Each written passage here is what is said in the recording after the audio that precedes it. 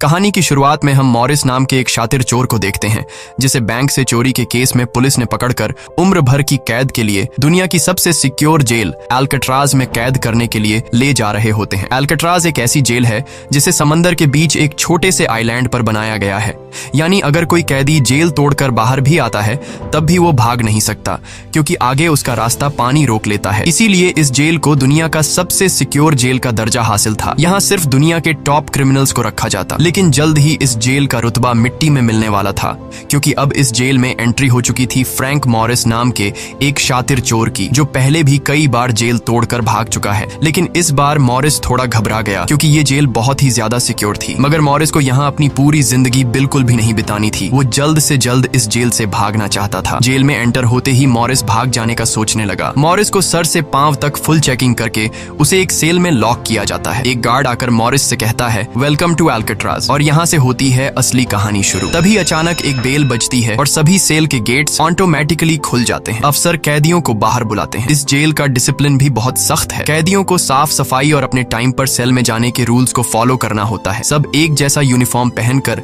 Line में breakfast खाने आ जाते हैं। मॉरिस के सामने लिटमस नाम का एक कैदी होता है। मॉरिस पूछता है कि मुझे तो कांटा ही नहीं मिला, अब मैं नूडल्स कैसे खाऊंगा। लिटमस उसे कहता है, अबे ये तेरा घर नहीं है, जो तुझे मिला है उसे चुपचाप खा ले। तभी वुल्फ नाम का एक खतरनाक कैदी मॉरिस को चिढ़ाने लग जाता है। वुल्फ से जेल में हर एक कैदी तंग था। वो यहाँ हर एक कैदी पर अपनी मनमानी चलाता था और उस पर बलात्कार के ढेर सारे केस भी हैं। इस जेल में एक से बढ़कर एक खतरनाक कैदी रखे जाते हैं। यहाँ लिटमस मॉरिस से थोड़ा खाना मांगता है और इस दौरान मॉरिस उसे अपनी प्लेट दे देता है। जब मॉरिस टेबल के नीचे से देखता है तो उसे पता चलता है कि लिटमस खुद खाना नहीं खा रहा बल्कि वो चूहे को दे रहा है। रात को एक गार्ड मॉरिस को वार्डन के पास लेके जाता है। जब मॉरिस वार्डन के ऑफिस में पहुंचता है तो वार्डन मॉरिस से कहता है कि मैं जानता हूं कि तुम बहुत ही शार्प माइंड हो और बहुत इंटेलिजेंट भी हो, लेकिन वो सब यहाँ किस काम का, क्योंकि तुम्हारे जैसे यहाँ कितने आए और गए पर यहाँ से कोई बच नहीं पाया। यहाँ कैदी बहुत ही स्ट्रिक्ट रूल्स फॉलो करते हैं। 2 महीने में एक बार ही कोई तुमसे मिलने आ सकता है और वो भी तब अगर मेरा मूड अच्छा हो। वार्डन बहुत ही सख्त इंसान है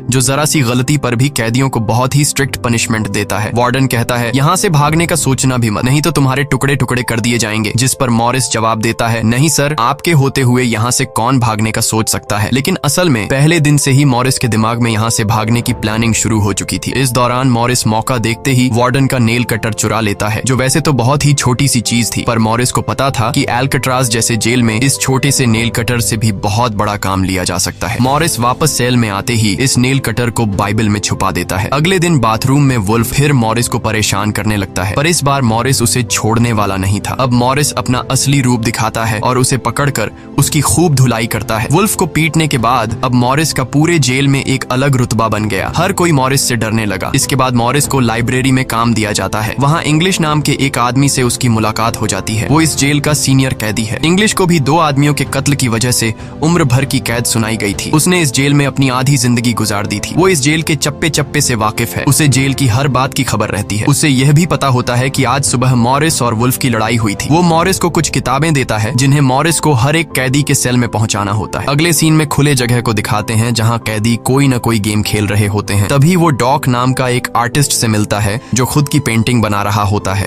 डॉक एकदम सीधा साधा और डिसेंट इंसान है जो कई सालों से यहाँ सजा काट रहा है। उसे पेंटिंग करने का बहुत ही शौक था और अपना ज्यादातर वक्त वो पेंटिंग में ही लगाता। डॉक का कहना था कि एल्कट्राज जैसी जेल में कोई भी पागल हो सकता है, पर उसकी पेंटिंग की वजह से अब तक उसका दिमाग नॉर्मली चल रहा है। मॉरिस डॉक से पूछता है कि इस पेंटिंग में ये फूल क्यों बना के रखा हुआ है, तुम्हारी शर्ट में ऐसा तो कुछ नहीं। डॉक कहता है कि यह मेरी खुशी है जो सिर्फ पेंटिंग में है, मेरे मन में नहीं। उसके बाद मॉरिस जब अपने दाएं तरफ देखता है तो उसे ऊपर इंग्लिश दिखाई देता है। मॉरिस इंग्लिश की तरफ जाता है। जब मॉरिस उसके करीब जाता है तो उसके चेले मॉरिस को रोक देते हैं। तब इंग्लिश इशारा करता है कि अपना ही आदमी है, आने दो। मॉरिस उसके पास जाकर बैठ जाता है और तुरंत अपने दिल की बात छेड़ देता है। मॉरिस उससे कहता है कि यहाँ से बचने में आप मेरी मदद करेंगे। ये बात सुनकर इंग्लिश तो हंस पड़ता है। देखो बेटा, ये महज सिर्फ जेल नहीं है, ये हम सबकी कब्र है। यहाँ से निकलना है तो पहले हमें मरना पड़ेगा, तब जाके हमारी डेड बॉडी यहाँ से कब्रिस्तान तक पहुँच पाएगी। चलो मान भी लो कि तुम इन बड़ी दीवारों पर चढ़ भी गए और उसके बाद खतरनाक फोर्सेस को क्रॉस भी कर लिया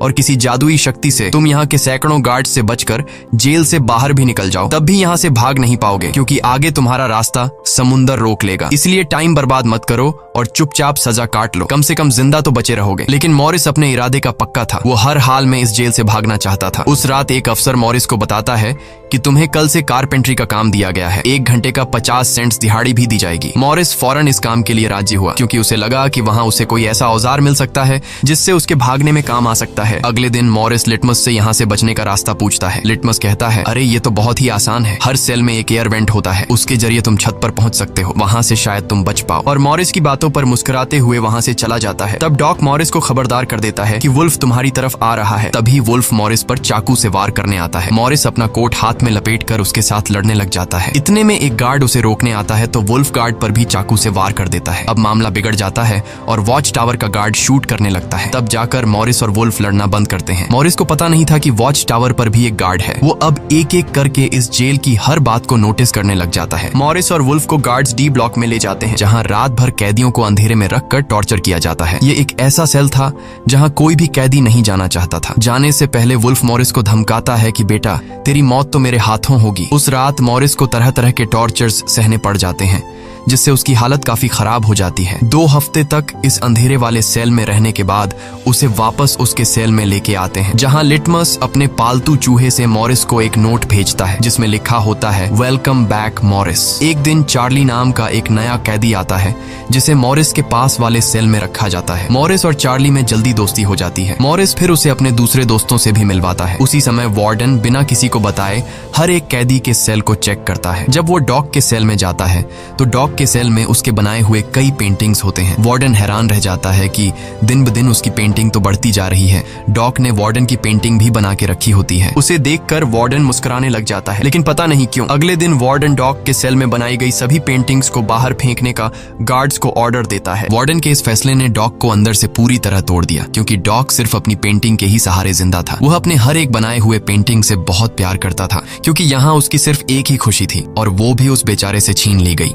मॉरिस उसे समझाता है कि कोई बात नहीं, वो सिर्फ पेंटिंग ही तो थी, तुम और भी बना सकते हो। लेकिन डॉक इस सदमे से बाहर नहीं आ पा रहा था। अगले दिन उसे देखकर मॉरिस गार्ड से कहता है कि प्लीज डॉक पर नजर रखिए, वो बहुत ही परेशान दिख रहा है, कहीं वो खुद को नुकसान न पहुंचा ले। फिर गार्ड मॉरिस को कहता है, तुम अपने काम से काम रखो। डॉक को भी मॉरिस के साथ कारपेंटर का काम दिया जाता है। तभी डॉक छुपकर मॉरिस की जेब में कुछ रख देता है। उसके बाद वो एक गार्ड को बुलाता है और कारपेंटरी के लिए दी गई कुल्हाड़ी से अपनी 3 उंगलियां काट लेता है और कहता है कि जिन उंगलियों से मैं पेंट नहीं कर सकता उनकी मुझे जरूरत नहीं है। यह कहकर वो चिल्लाने लग जाता है। तब गार्ड उसे पकड़ कर ले जाते हैं। मॉरिस देखता है कि डॉक ने उसके कोट में वही फूल डाल दिया है जिससे उसने अपनी पेंटिंग बनाई थी। शायद वो मॉरिस को बताना चाहता है कि इन लोगों ने मेरी खुशी मुझसे छीन ली। मॉरिस डॉक की कटी हुई उंगलियां उठाकर एक डिब्बे में डालता है और गार्ड को देखकर कहता है कि जाओ अपने वार्डन को दे दो, वो इसे देखकर बहुत खुश होगा। अगले दिन मॉरिस अपने सेल में बैठा होता है। तभी वो देखता है कि एक कॉकरोच एयर वेंट के अंदर जा रहा है, जिससे उसे अंदाजा हो जाता है कि यहाँ से बाहर जाने का कोई रास्ता जरूर होगा। इतने में इंग्लिश आकर बताता है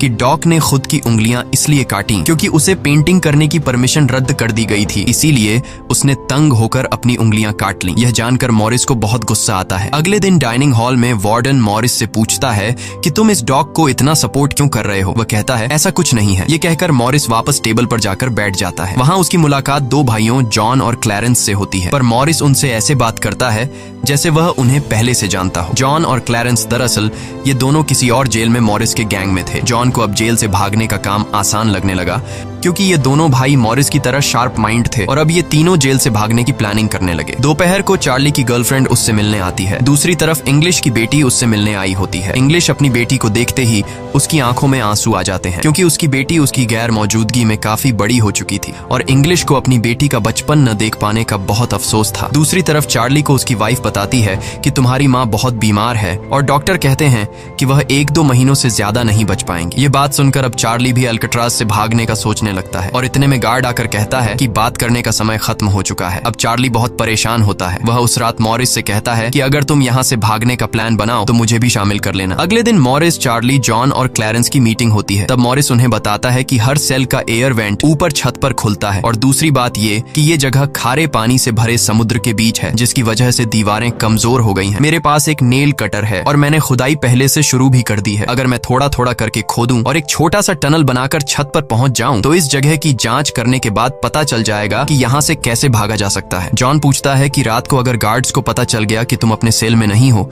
तो उन्हें शक नहीं होगा क्या? तभी क्लैरेंस बताता है कि इस मसले का हल मेरे पास है। वो कहता है कि यहाँ मेरे पहचान का एक बार्बर है जो कैदियों के बाल काटता है। वह हमें बाल सप्लाई कर सकता है और उसे यूज करके हम एक डमी हेड बनाकर उसे बेड पर लिटा देंगे, जिसके बाद अगर हम दीवार की सुरंग से निकलकर ऊपर छत पर भी होंगे तब गार्ड्स को शक नहीं होगा क्योंकि हमारे सेल के बेड पर नकली सिर रखे होंगे। पर बात अभी भी वहीं अटकी हुई थी कि जेल से तो निकल जाएंगे लेकिन समुद्र का पानी कैसे पार करेंगे। मॉरिस जॉन से कहता है, देखो इसमें मुझे तुम्हारी मदद की जरूरत पड़ेगी। तुम तो क्लोजिंग डिपार्टमेंट में काम करते हो, वहाँ तुम्हें उन पुलिस अफसरों के लिए बनाए गए रेनकोट्स मिल जाएंगे, तो तुम कुछ रेनकोट्स चुरा कर मुझे दे देना। हम उससे एक ट्यूब बोट और लाइफ जैकेट बनाकर समुद्र को पार कर सकते हैं। यहाँ चार्ली कहता है, भाई मुझे भी कोई काम दो, मैं भी तुम लोगों की मदद करना चाहता हूँ। मॉरिस चार्ली से कहता है कि जब मैं वेंटिलेशन की जाली खोदूं तो तुम पहरा देना ताकि कोई गार्ड हमें देख न ले, और जब तुम खोदोगे तब मैं पहरा दूंगा। मॉरिस का प्लान सभी को पसंद आता है और उसी रात में काम शुरू कर देते हैं, लेकिन दीवार खोदने के लिए नेल कटर बहुत छोटा था जिसे चलाने में मॉरिस को बहुत जोर लगाना पड़ता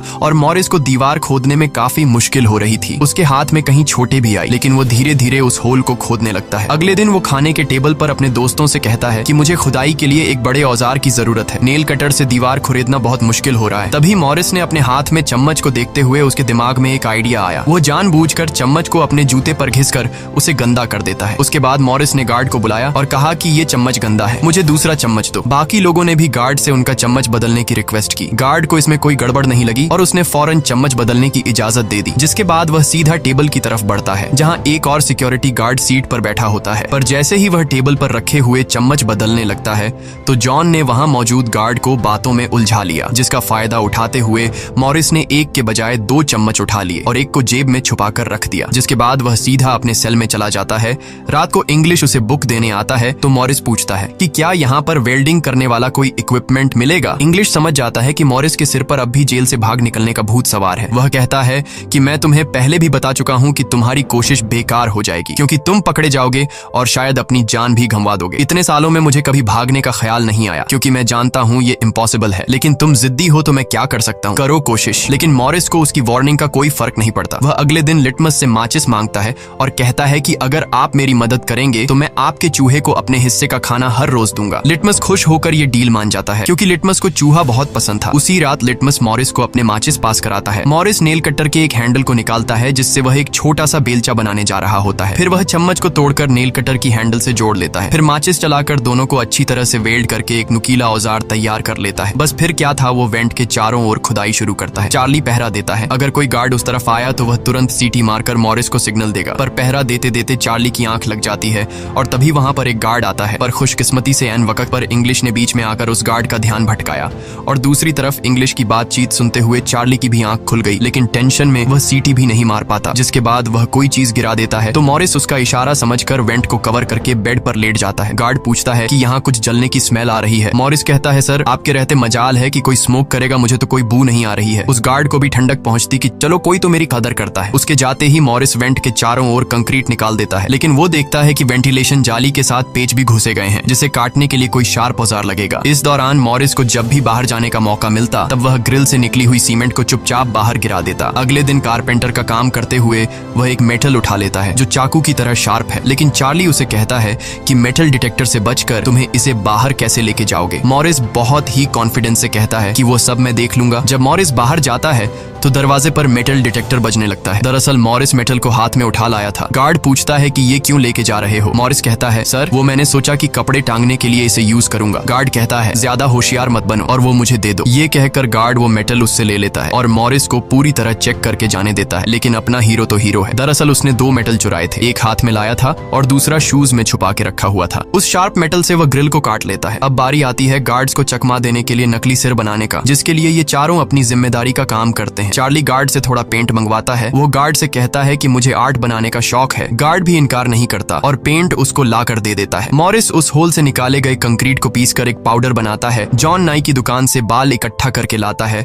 और क्लैरेंस लाइब्रेरी से पुरानी किताबें इकट्ठा कर लेता है। सारा सामान इकट्ठा होने के बाद मॉरिस पानी और पुराने मैगजीन का इस्तेमाल करके एक डमी सिर बनाने लगता है, जिसके ऊपर पेंट और नकली बाल लगाकर बिल्कुल रियल दिखने वाला एक नकली सिर तैयार कर लेता है। साथ ही साथ मॉरिस ने अपने प्लान को और मजबूत करने के लिए नकली कार्डबोर्ड बनाए जिससे कोई शक नहीं कर पाएगा कि सामने की दीवार में किसी ने सुरंग बनाई है। एक रात मॉरिस ने अकेले ही ऊपर जाने का फैसला किया, जिसके लिए उसने अपनी बनाई गई नकली खोपड़ी को बेड पर रखा और उसे गर्दन तक कंबल से ढक लिया। जिसके बाद वह नकली कार्डबोर्ड लेकर सुरंग से बाहर निकल आता है। वहां मॉरिस पाइप्स को पकड़कर धीरे धीरे ऊपर छत पर चढ़ जाता है। दूसरी तरफ चार्ली बाहर पहरा दे रहा होता है। छत पर पहुंचने के बाद मॉरिस देखता है कि वहां ऊपर एक लोहे का ग्रिल है जिस तक वह कूद कर भी नहीं पहुंच पाता। इसी बीच एक गार्ड आता है और चार्ली से पूछता है कि इतनी देर रात तक तुम पेंट क्यों कर रहे हो और तुम्हारा दोस्त मॉरिस आज इतनी जल्दी क्यों सो गया। चार्ली कहता है कि जी सर, आज मॉरिस कारपेंट्री का काम करते हुए थक गया था, इसलिए वह जल्दी सो गया। तभी अचानक गार्ड के हाथ से उसकी लाठी नीचे गिर जाती है। उसे उठाते हुए